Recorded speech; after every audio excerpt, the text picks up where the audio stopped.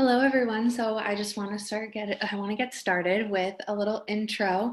First off, welcome to the student panel Q&A. My name is Natalie, and I'm an academic advisor here at SUNY Plattsburgh, and I am also a second-year graduate student graduating in May.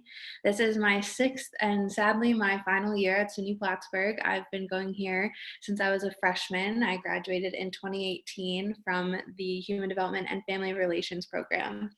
Today, I have with me three of our admissions ambassadors, and I will have them introduce themselves. We are so excited to work through these questions with you. So we'll start with Elena. Hi everyone, my name is Elena. I'm an international student. I'm from Saudi Arabia.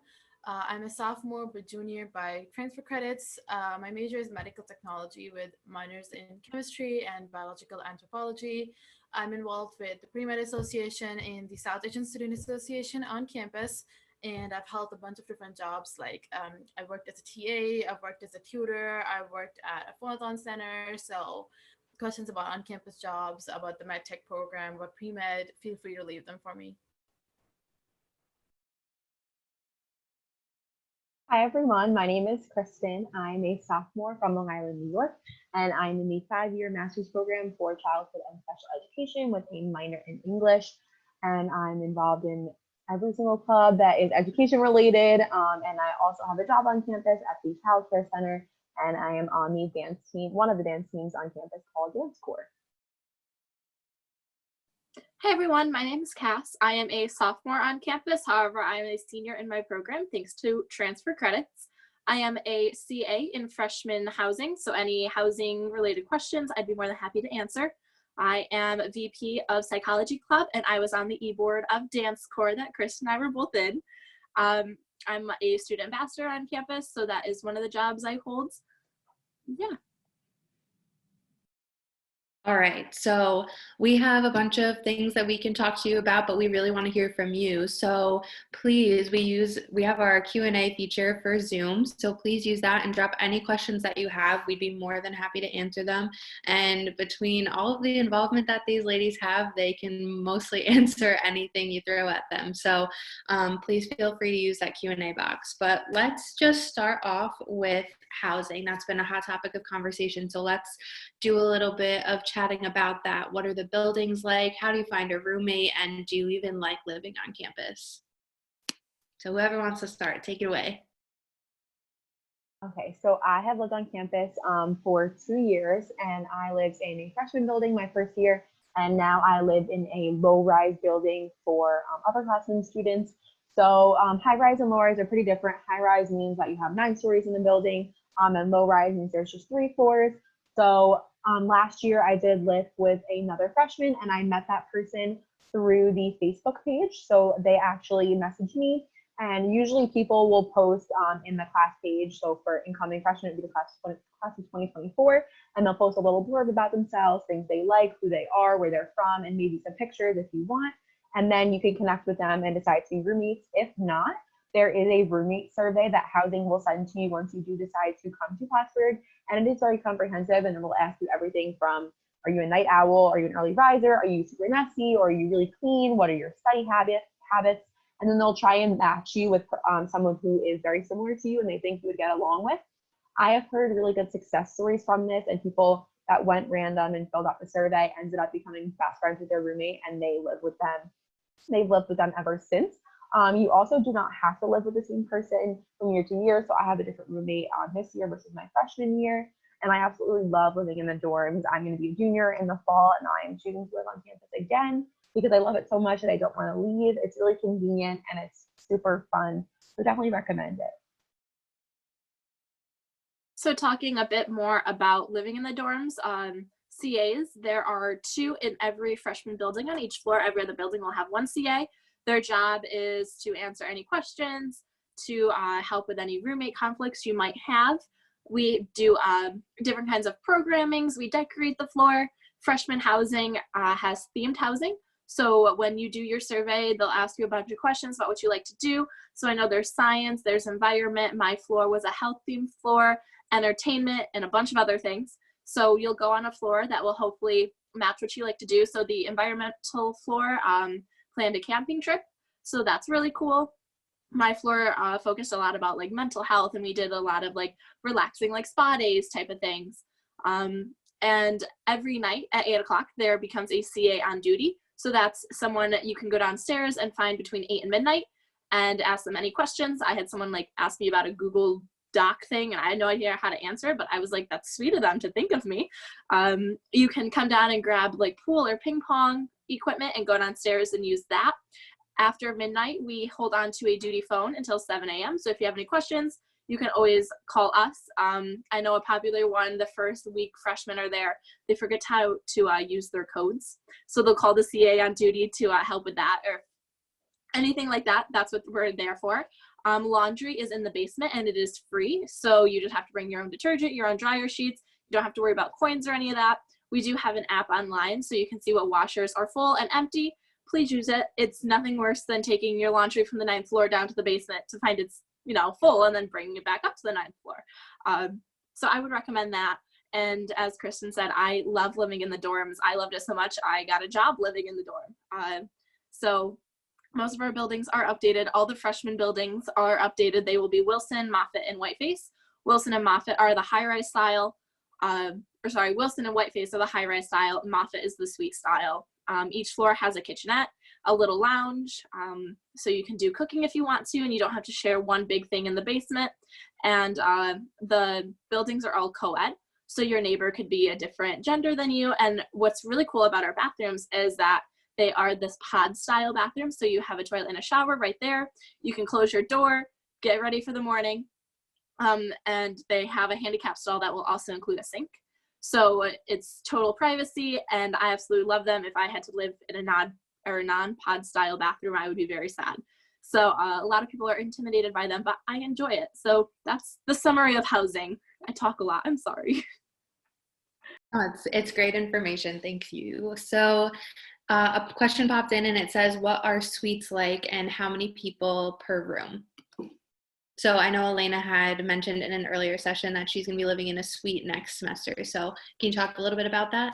Sure. I've also lived in a suite in my freshman semester. So generally speaking, a suite has 4 rooms and each room will have 2 students in them.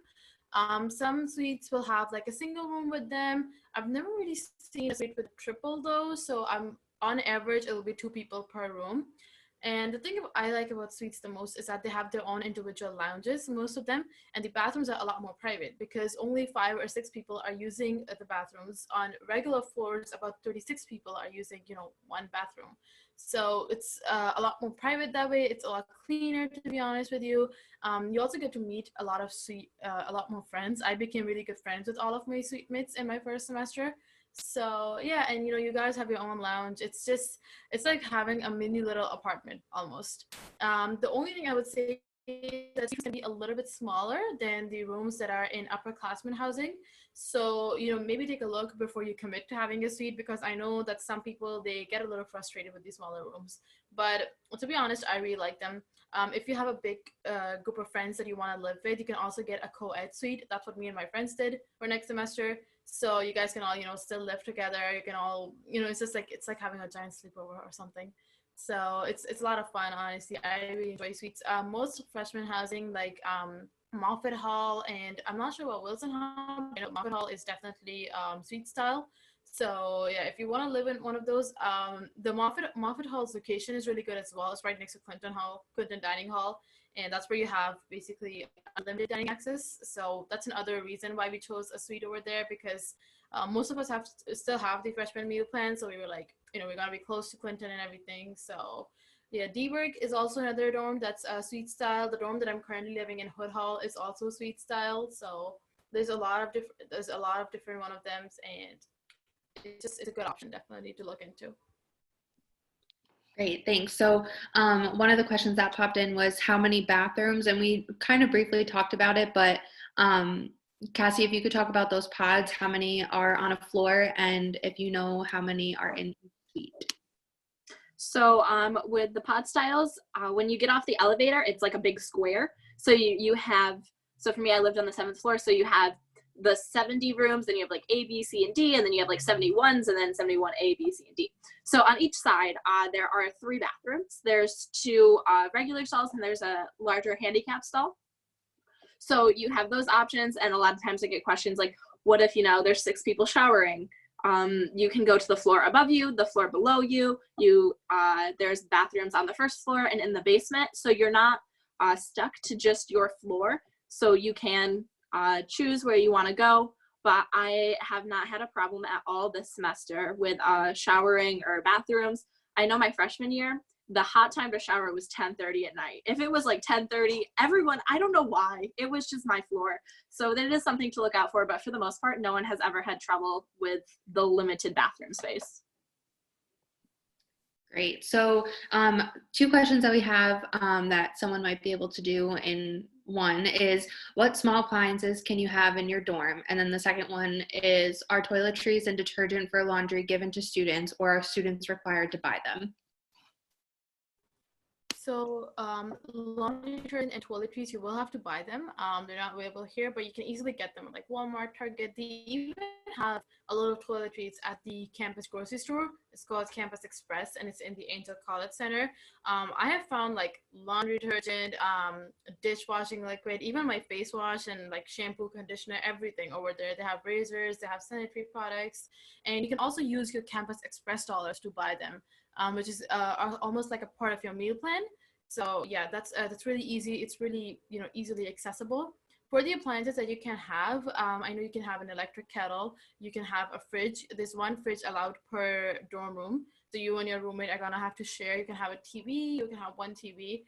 You're not allowed to have things like hot plates in your dorm room just because it is a fire hazard. And we have a kitchenette on every floor. And it's fully equipped and everything, so you can easily go and just cook in the kitchenette. It's a lot more safer, and kitchenettes are generally better ventilated as well, so the fire alarm does not run loose. Aside from that, I believe you're still allowed to have electric kettles. You can have a Keurig. I know my room had a Keurig as well, so you can like tea or coffee, or you can make like ramen in your room. But if you want to do like some heavy duty cooking, go into the kitchen definitely.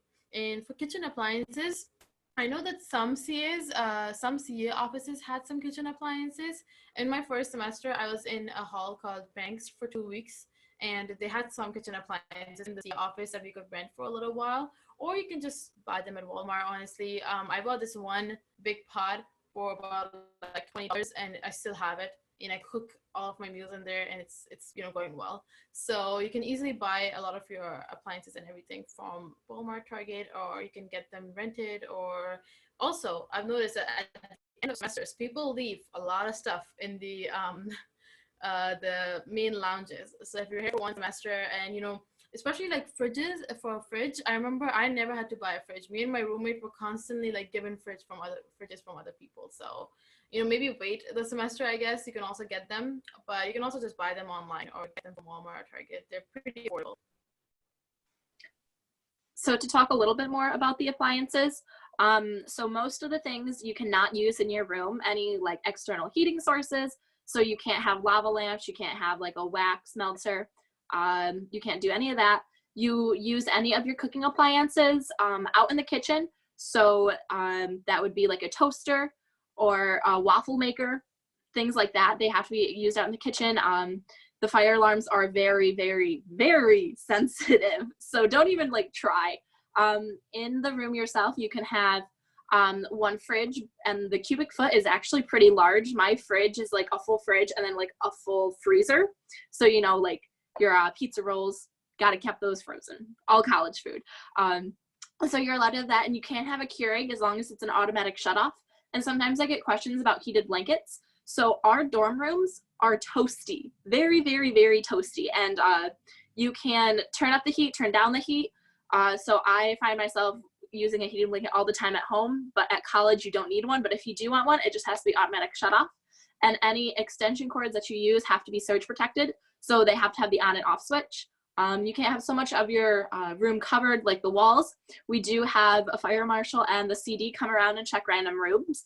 So make sure you're not trying to like get away with stuff, because your room could be the one that's selected and it is against fire code, which will become a problem. So just be aware. Always ask your CA if you have any questions about any of that. You can always email, and there's a bunch of information on the website as well. Great, thank you. Lots of information, which of course will all be reiterated once you move in. But we did talk a little bit about purchasing things and like groceries and things like that. So one of the questions that came in that will kind of flow into this topic is, how far away is Walmart from campus? And on that topic, how many other, grocery stores and things do we have? Okay, so I am from Long Island, so I'm used to being around a million stores constantly. We have a bunch of malls. So I kind of have like a misconception about SUNY schools in general. And I remember I toured a lot of them and they were kind of in the middle of nowhere. And I was like, how am I ever supposed to do things off of campus? But when you come to Plattsburgh, if you haven't visited yet, or if you're going to be, like, if you saw a tour earlier, we are situated right in the center of town. So we have Uptown Plattsburgh, which does have a Walmart in it, and Downtown Plattsburgh, which is more like mom and pop shops and like local run establishments. So in Uptown, we have a shopping center that has a Walmart in it. And there is a student association shuttle that runs from kind of the center of campus by the Angel College Center and leaves every 15 minutes, and it is free to students. So if you do not have a car, you can take the shuttle. I know people that have walked it. If you live like kind of on one end of campus by the freshman buildings, I lived in Wilson, so it was like maybe like a 10-minute-ish walk if you walk really quick. A lot of people also have bikes, so you can have a bike on campus and people will bike there. But the shuttle does take you to Walmart, and there are so many other things in that shopping center. We have Buffalo Wild Wings, we have Home Goods, we have TJ Maxx, we have Sam's Club, we have Hannaford, we have Aldi's, all places that the shuttle goes to. So everything is super accessible. And Walmart is open all the time, and the shuttle goes there as long as it's running, and it runs even on the weekends. Great. So the next question we have is, what are the requirements in order to work on campus?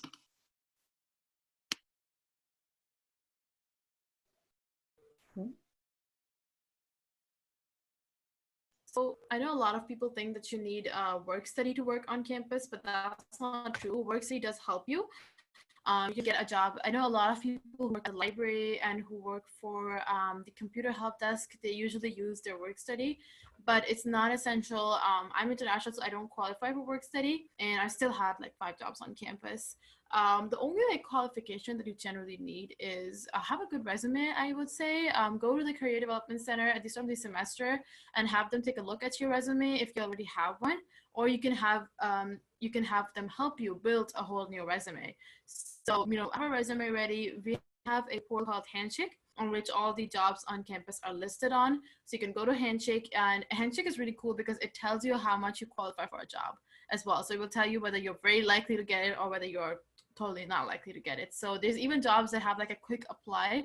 So on Handshake, you can just upload your resume and your cover letter, and then there's some jobs that all you have to do is literally click a button and you've applied to them, because it will just send your resume to them. So Handshake's really, really helpful. What you can also do is you can go to different offices and ask them if they have openings. That's what I did, and I pretty much got a job straight away. So definitely walk around campus a little bit, ask them offices. If you're really good in academics, if you're doing well in your classes, if you have a B+ or above in a class, apply for a job at the Learning Center, which is a tutoring center. So you can apply as a student tutor over there. That's a really good job, honestly. It looks great on your resume, and it is relatively easy to do as well. You can also get hired as a TA if you're once again doing well. TAs don't have to get just paid. You can also do it for credit. So it kind of just depends on you, but you can get hired as a TA. So there's just a lot of job opportunities on campus. I've never really met anyone who's like super struggling to find a job. There's always places that are hiring, especially when you're coming in the fall. More places are hiring at that time because a lot of people are graduating in the spring. So also during summer, you can email some offices, ask them if they have any openings, maybe set up an interview before you come here even. So yeah, that's about it. Right. So, and as Cass mentioned earlier, she's a CA, so that is another job opportunity that comes around that, does more than just pay you. It also takes off money from your living expenses. So if Cassie, you want to touch on that a little bit, and then we can move on to the next question.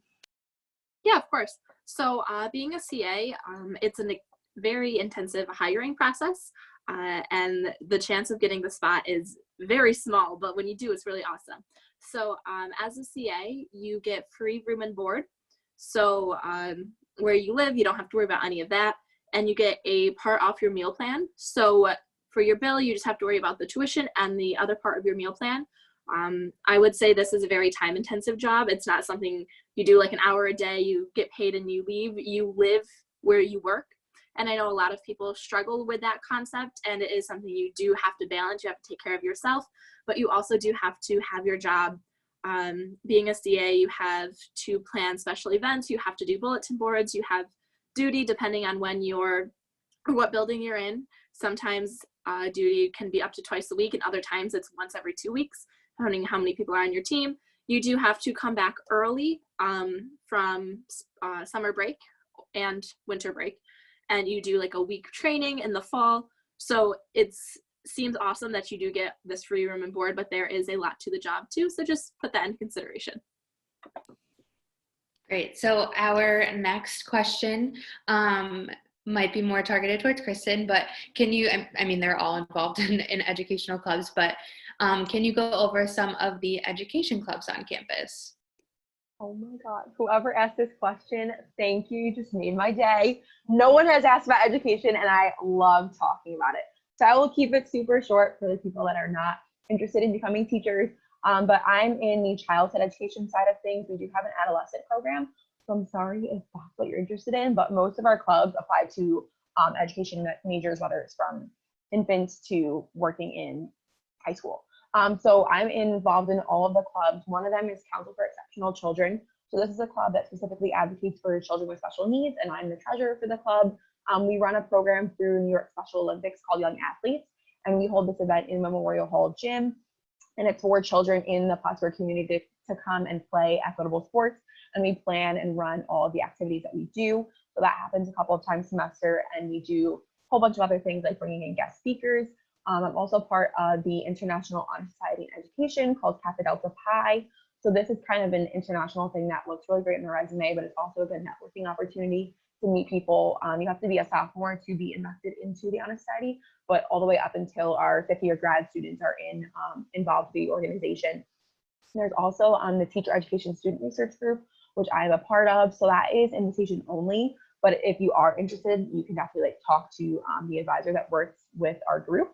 So it's a small group of students, usually about 8 of us, and we work with faculty mentors, and we get to pick a research project that we are interested in. And then we have team meetings occasionally with the group as a whole to go over where we are in the research process. And then we present at the New York State Council for Exceptional Children Conference in the fall and other national conferences within like the Council for Exceptional Children organization, because we are a big special education school. And then I'm almost done, I promise. There's also Shine On program. So that is something that I'm a team lead for. And we go out into local schools every week for the entire year. So we usually change the school on each semester because we finish the curriculum after one semester. And we build relationships with the schools around Plattsburgh. Sometimes we'll go about 30 minutes away because we are trying to branch out. We work with boys and girls from 3rd to 5th grade. And we teach them about character strengths. We teach them about resilience, communication skills, media and marketing literacy. And we get to plan the curriculum for that. So there's lots of great hands-on experience. I feel like I'm missing something. I work at the Child Care Center. So that's another option if you want to work with kids. And then there is also Project Connect, which is our after-school program that you get to work in. You don't get paid for it, but it is amazing hands-on experience. And you can work with any grade from kindergarten up through 5th grade in the elementary schools in Plattsburgh. So it is totally walkable, but we have a cohort model, which I could get into at another time. If you want to chat with me, feel free. But you work with the same group of students throughout. So you're traveling with them from class to class. So you just carpool with everyone. And that's a very quick summary of everything. My email is on the website. If you search for admissions ambassadors, my name is Kristen. Send me an email. I would be so happy to talk to you. And check out our Facebook pages. All the names of the clubs I said are on there on Facebook, and check us out. And that's my TED Talk thing. Thanks, Kristen. So Kristen is an education major, but obviously these other two ladies are also involved in clubs for their programs as well. So pre-med association and psychology club, and there are tons of different clubs associated with majors. So I would say that almost every major has a club associated with it, where they do a variety of different things. So it's also definitely a great way to get involved in speaking with people who are in your program that may be older than you and making new friends that way. One of the questions that came in is, am I allowed to have a car as a freshman on campus? You are. So the ladies had all mentioned that there's an essay shuttle that is running almost always, but you can in fact have your own car on campus.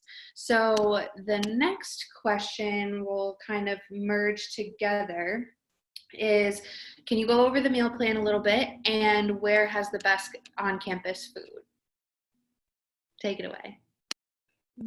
Oh, I was gonna say, I have a spiel on the meal plan, and then if someone else wants to talk about their favorite place, you're more than happy to. So I'll talk specifically about the freshman meal plan. You have unlimited swipes to Little Al's and Clinton Dining Hall. So Little Al's is that's my favorite spot, I'm not gonna lie, a really good sandwich spot. And then Clinton Dining Hall is a buffet style dining hall. So you can go to them whenever they're open. They both close at 8. You also have 7 retail meals to use, and these retail meals can be used anywhere in the ACC. So at the ACC, we have Tim Hortons, Subway. We have a bunch of things inside the Sundowner. There's Chinese, pizza, salad bar, there's a grill. So it's a very specific meal that you can go and get. So like Subway, it's like a 6-inch sub, a side, and a drink for retail swipe. So you get 7 of those every week. You have dining dollars. So you have 90 dining dollars. So if you want to go to Tim's and you want an iced cap and that's not in your retail, you can just use your dining dollars on that. You have the Campus Express, which you get $30 to, and you can go in and buy anything you want. So what I typically do, I'll use like retail in like the Sundowner, and then I'll go and grab a Gatorade or something for another drink. And then after 8 o'clock, so like I said, Little Al's and the Clinton Dining Hall, they close. So you go to the ACC and you can spend $8.75 on whatever you want. There's no restrictions. So if you spend $9, the extra quarter can be used on your dining dollars. And you have to have that the first semester, freshman. So that's why we call it the freshman meal plan. Your second semester, you can change it. And then from there, the meal plans get a bit different with retail swipes, but that's just kind of like the general idea of the first semester freshman plan. I agree with Kath. Little Al's is the bomb.com. I miss it so much. My friends and I are in a group chat, and that's all we talk about is how we miss Little Al's. So I can't wait to go back and have that. But another place that I love on campus is definitely the salad bar. I go there every night and I use my late night swipe on it. I am still on the freshman meal plan. It's not that much more expensive than the next like lower grade meal plan. So I chose to stay on that just because of the late night feature. And I usually grab my salad after I go to the gym or something. So that's another option. You don't have to get off of it, even though you're not a freshman anymore.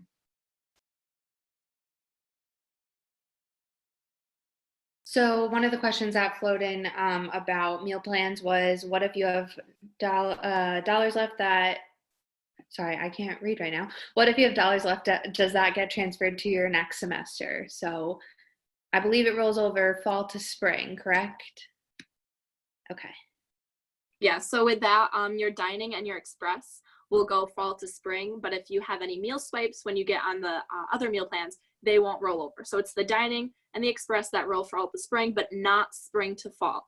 So if you have anything left at the end of the spring, use it all. Great, thanks, Cass. So another 2 questions that we can kind of group together. One is, how do athletic schedules work in regard to practice and competition schedules? And then also, how do you maintain being in clubs and academics? So kind of talk about balancing and time management. Okay, so I actually know a few people in the education program that I'm friends with are on some of the sports teams. So I know someone on the basketball team and someone that's on the cross country and track team. So they have set practice schedules, and they know when their competitions are or when their games are, and they're going to be traveling away to different schools. So a lot of them will send their schedule ahead of time at the beginning of the semester to their professors so they know. And then they'll also give them just like a little piece of paper with like a reminder the day before they're leaving or the class before when they're not going to be there, and let them know, hey, I'm not going to be here. Like, I'm going to make up whatever work I'm missing. I'm going to get in contact with someone, just so the professor's aware when they're like taking attendance. That's how it works in my program.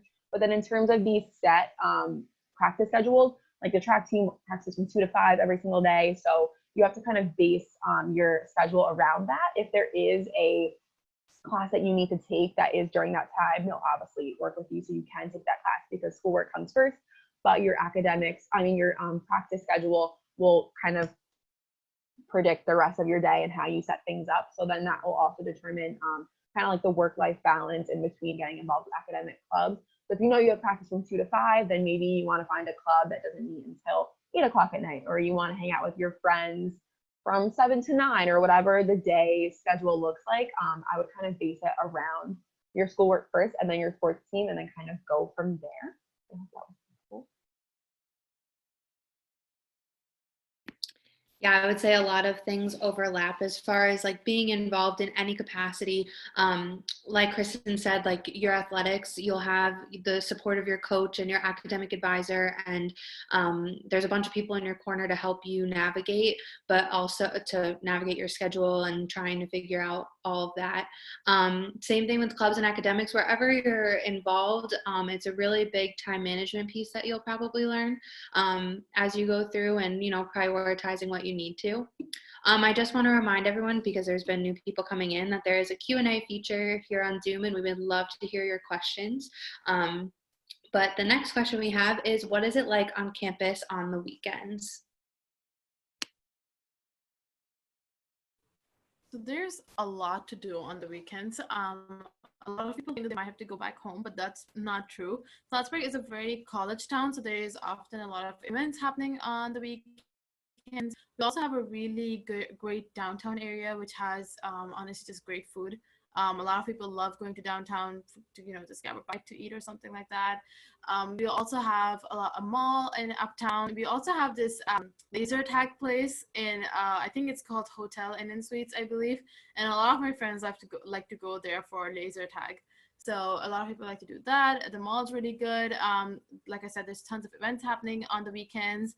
A lot of people who are parts of different clubs and organizations, they often have meetings and stuff as well on the weekends. Like I remember my e-board meeting would happen on Sundays, and we would plan, for the next week, and I would send out emails and stuff like that on the weekends. So yeah, there's often always something to do. It's never like you're gonna be bored or anything like that.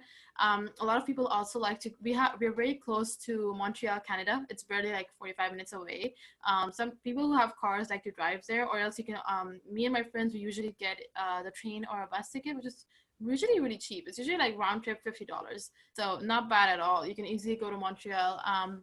We also have Burlington, Vermont. You do need a ferry to get there, I believe, but Burlington has great food, and the downtown's amazing. They have great shopping places, and the downtown has great places to take pictures at. So, and we also have these SA sponsored trips to Burlington, Vermont that we usually go to. Usually only pay like $5 round trip, and you can spend the whole day in Burlington. Remember this trip to Lake Placid. Lake Placid is very, very cold. Just a warning, we went in February, which I don't know if it was the best time to go to. I remember we did this skiing thing over there, and my face was frozen afterwards. It didn't move for like a good 20 minutes, but it's fine. It was a lot of fun. So they have these like sleigh rides as well in Lake Placid. Lake Placid looks like a little Christmas town, to be honest. So it's really pretty. A lot of people like going there. There's a lot of hiking opportunities around Plattsburgh. So you can also get hiking gear from Memorial. I think some of my friends used to even rent hiking gear from there. You can also rent bikes from Memorial if you like biking around the city. So honestly, there's just a lot of stuff to do. There's no way you'll get bored on the weekends. Thanks, Elena. So the next question is, what would you recommend for newly admitted and international students? For newly admitted ones, I would say definitely the first thing is work on figuring your schedule out. The American system of education is very different from what most international students are used to. I remember when I came in, some students didn't even know what credits really meant or what 1 credit hour exactly was, because you don't get classes graded through credit hours, The grading system is very different. Here we have a GPA, we have our classes are graded as A minus, then B, B plus, like that. So you want to definitely like reach out to your professors, let them know that you're an international student and that, you might have some questions about classes. I remember like labs were a bit of a challenge because I'd never really done labs before. So I just had to let them know. And then they, would let me come into lab a lot more often to practice my skills and everything. So also be on top of your immigration. Some people forget about immigration documents. If keep them in a safe place, keep them in a safe place. Sorry, tongue twister. Also your I-20 documents. If you ever lose them, that's fine. You can just go to the Global Education Office and they'll print you a new one. If you change your major or if you drop a minor, anything related to your degree program, let them know they have to print you a new I-20. If you ever leave the country to go back home or something, have your I-20 signed before you leave. I would say that's pretty much it. And I think international students already know, but you can only work on campus for 20 hours a week. Some international students didn't know this, and I know they started like accepting jobs off campus. That can really affect your immigration status, so be careful about that, I would say, and just enjoy your time. Okay, Plattsburgh's a great place. I don't regret my decision coming here at all. I really enjoy it. So. Thanks, Elena. So can anyone describe weather, especially winters, and recommend clothing? Okay, so being from Long Island, we do not get much snow down here, and it doesn't really get that cold. So coming up there was a big change. I'm like about 7-hour drive away, but I actually love the cold. That's one of the reasons I chose Plattsburgh.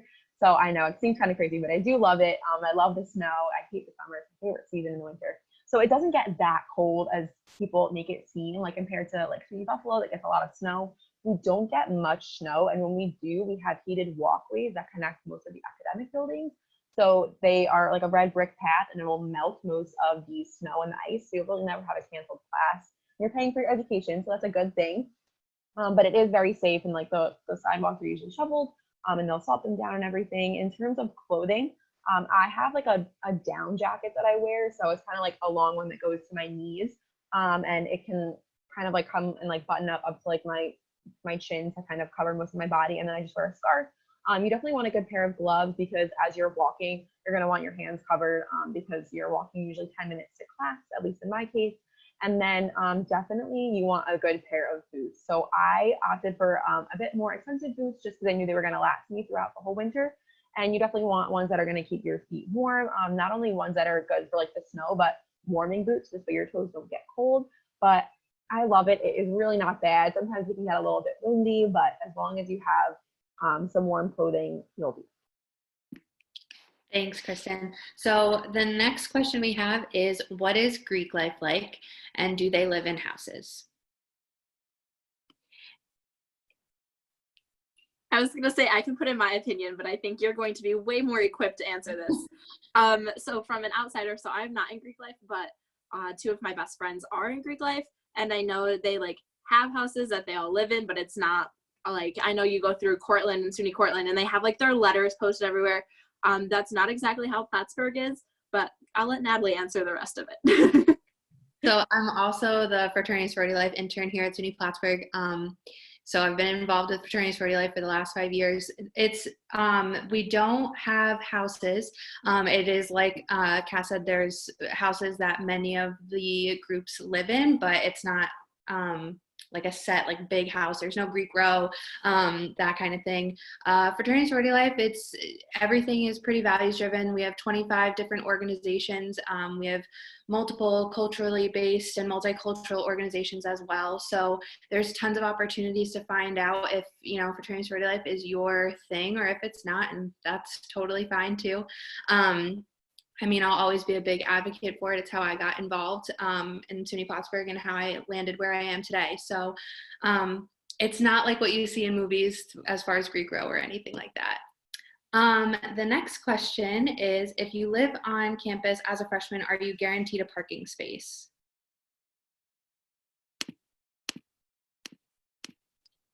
So I guess parking is kind of, I'm going to say a free-for-all. There's just one big parking spot for everyone to park. I know some schools say like freshman has to park out in like lot Z. that's not the case.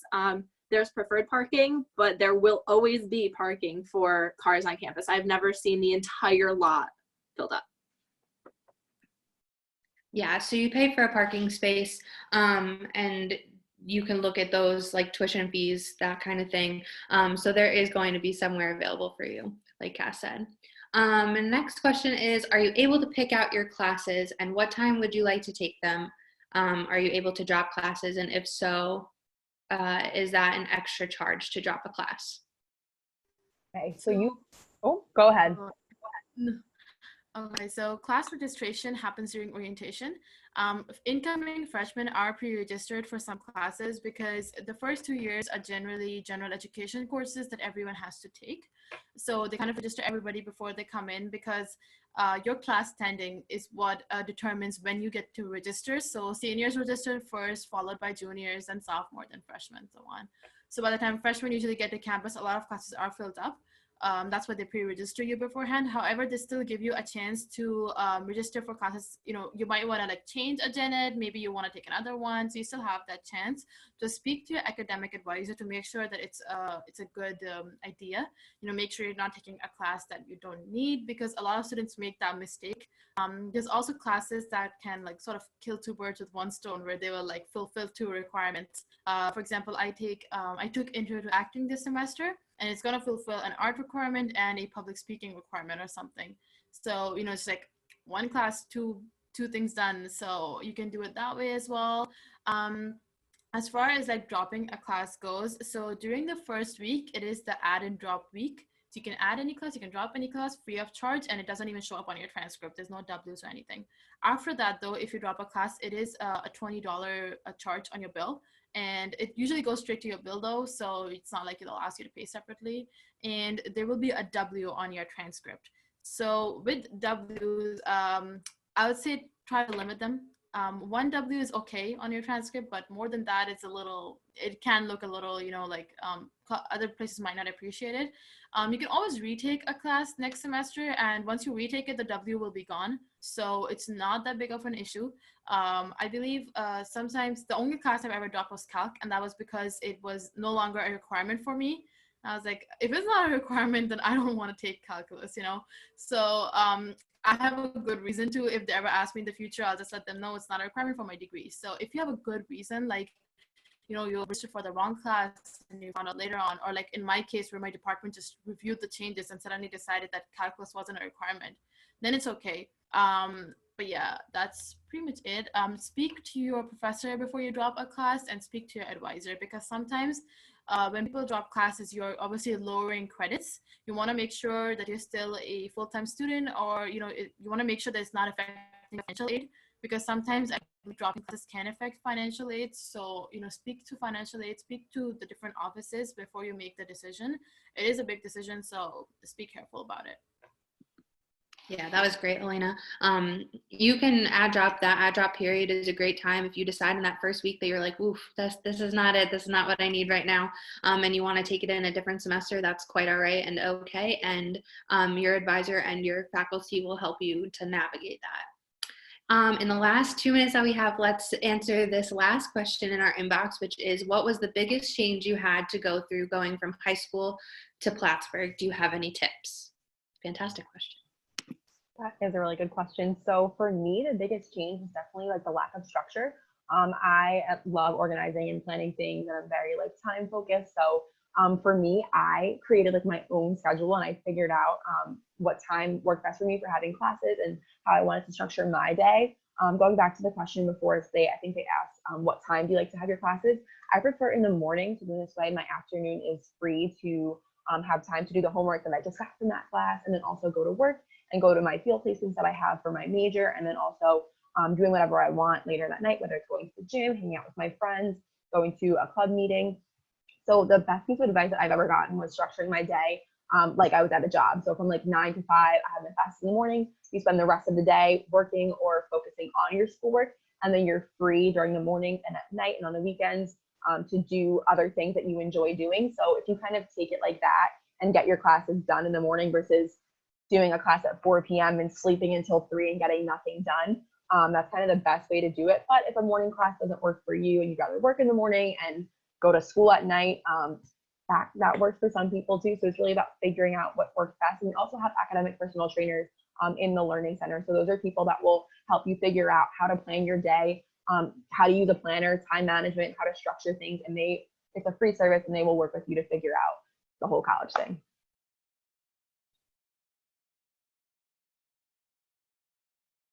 Anybody else want to weigh in? Our last minute. Oh, more. I guess like morning classes, definitely be careful of them. I know some people get ambitious and they pick like 8 a.m. classes in their first semester. Be wary of 8 a.m. classes. Take the 9 a.m. ones or the 9:30 ones. I personally have work from 7 to 9:30, so I have to wake up really early as it is. So usually I liked having my classes at like 11 till like 4. And then I'd go home, take a nap, wake up, and then, go to my club meetings or whatever. But if you're not a morning person, don't take morning classes then, because you're definitely going to end up sleeping in. But like if you're someone who, you don't like taking night classes, because night classes can get a little, I don't know, there's something about night classes that can sometimes be a little demotivating. I know I had a class that ended, I had a sociology class that would only meet once a week, and it would go from 6 to 9:30. I remember that class usually used to kill me because 9:30 was very late. But, if that's something you prefer, if you think you're actually going to make it to class, then pick that way. It's very dependent on you. When you know yourself best. So if you're going to actually wake up for an 8 a.m., if you're actually going to go to your night classes. So just like be very though. Thank you.